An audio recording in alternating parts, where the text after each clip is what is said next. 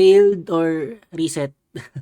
Okay, so kwento lang din yung nangyari this Feb 26 and 27. So Feb 26, okay, tingnan natin yung sa journal. Ayan, makita natin. So, hindi na siya sikreto. So, 26, teka, balik muna tayo. So, nung 25, Feb 25, nag-over leverage ako during the trading day and almost mahit na natin yung trailing or yung drawdown limit, and then yun nga after nung 26 two trades lang nag-fail na agad ako. So na-blown ko yung 50k account ko sa Tradify. And then dun din, quit or reset. So, nag-reset na ako after din nun. And, ayun, pagka-reset natin is kahapon lang, Thursday. So, nag-trade tayo. 4 trades tayo yesterday and nag-gain tayo ng $811.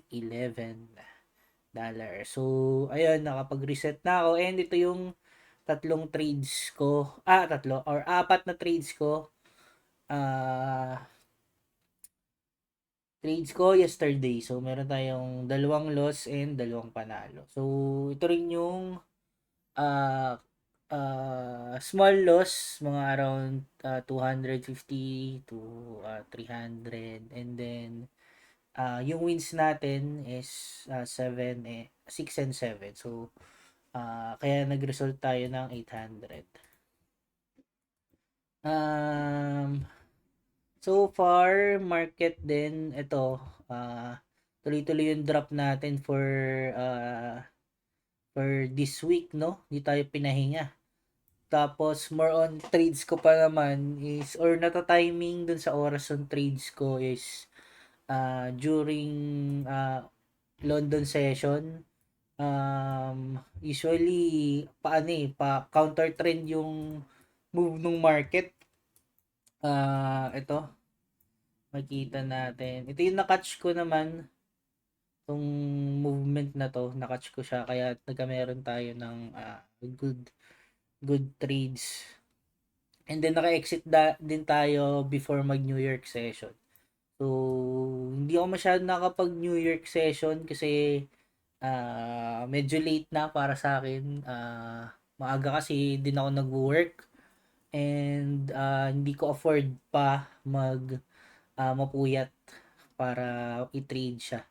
So, if eventually makakapag full-time na ako ng trading, of course, ito yung pinakamagandang oras para mag-trade ng index din syempre.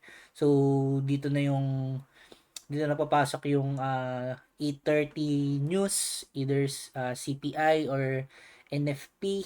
So, kailangan ko ma-monitor din yun. Though, mino-monitor ko na rin siya, of course, every time na magti-trade ako para prepared lang din. And then, papasok din yung market open, which is si 9:30 AM.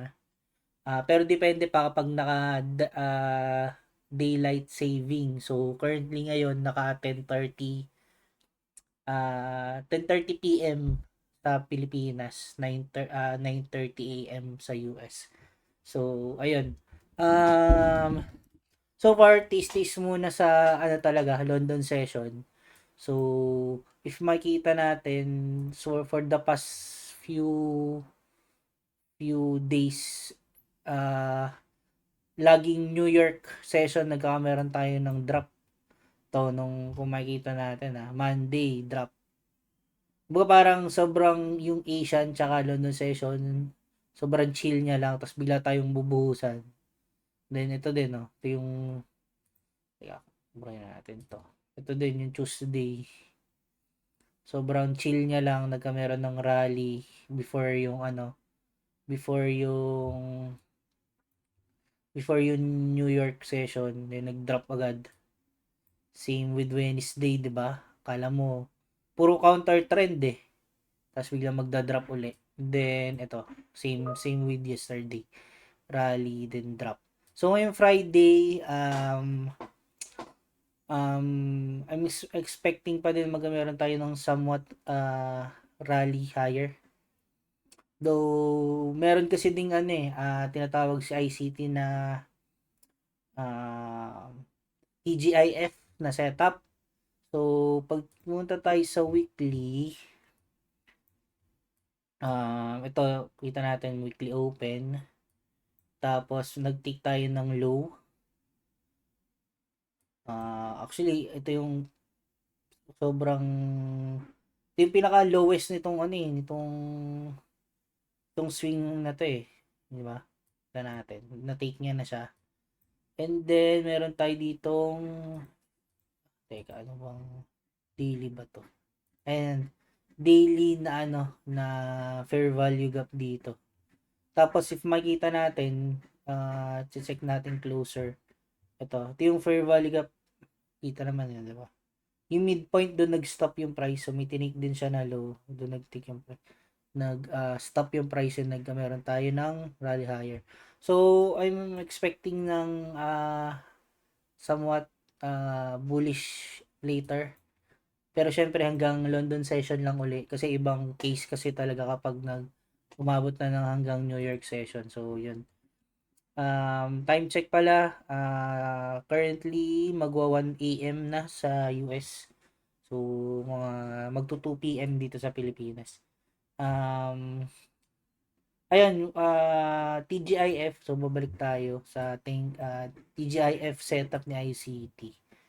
Tingnan natin. If ang pinakaano kasi niyan is may Fibo. Ito. Teka. Adjust natin.